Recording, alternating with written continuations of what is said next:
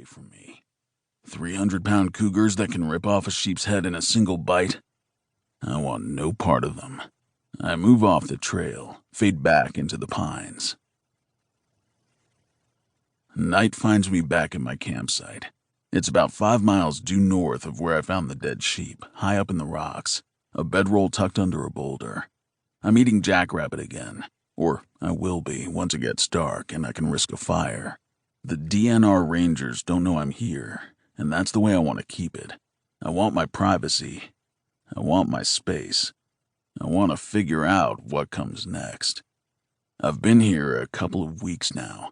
Left my bike in the brush outside the refuge at the base of Tikapoo Mountain. Left most of my possessions with it.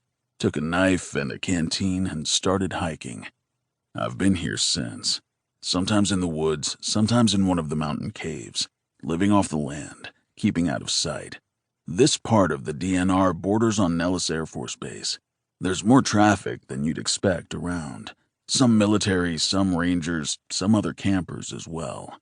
At a guess, I've seen a couple dozen people since I've been here. Nobody's seen me. Nobody will, unless I want them to.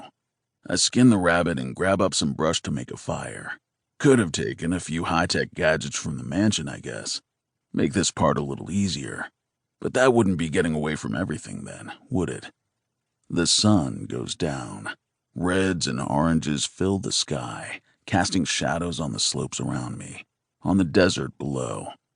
The colors remind me of Genie a little bit. This part of the refuge reminds me of something else, too. Canada. The wide-open spaces, the stark landscape. The past. People I've grown apart from, people I've let slide away from my life. People who lived, people who died. The sun goes down, the stars come out. Eventually, I light the fire and I eat. When I'm done with that, I spread out the bedroll and lie down. The sky is pitch black except for a faint glow near the horizon, way to the south. Las Vegas. The city's only about 40 miles from here.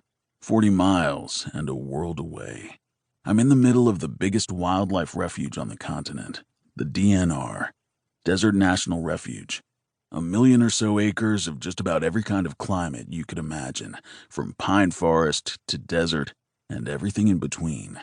All wilderness with just a bare handful of paved roads. One of the few places in the country that ain't choked with ATVs and RVs, and people whose idea of roughing it is no electric toothbrushes. It's a place of solitude, like I said, which suits me fine at the moment. I got some heavy thinking to do.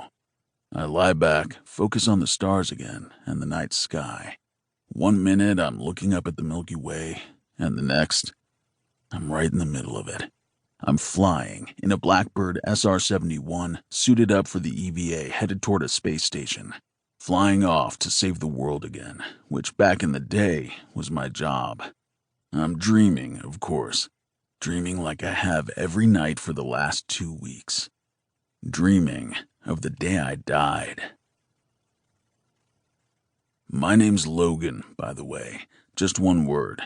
First, last. Categorize it however you like. Tell you the truth. I'm not sure which it is. I've got a problem with my memory, you see. I don't have one. At least, not one that dates back to when I was a kid.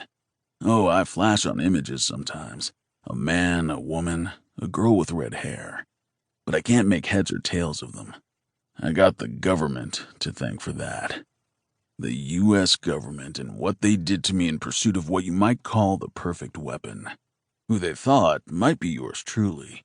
The old knucklehead right here, talking to you. My first coherent memories are from a couple dozen years ago, after I escaped from Uncle Sam's tender clutches and went north of the border, where I ended up working with the Canadians for a while.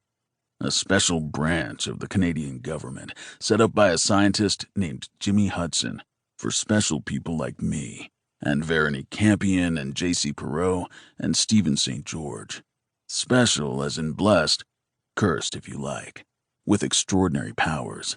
Something in our genetic makeup, our DNA, something that made us a little more than human, not Homo sapiens, Homo superior, mutant. After a while up north, I returned.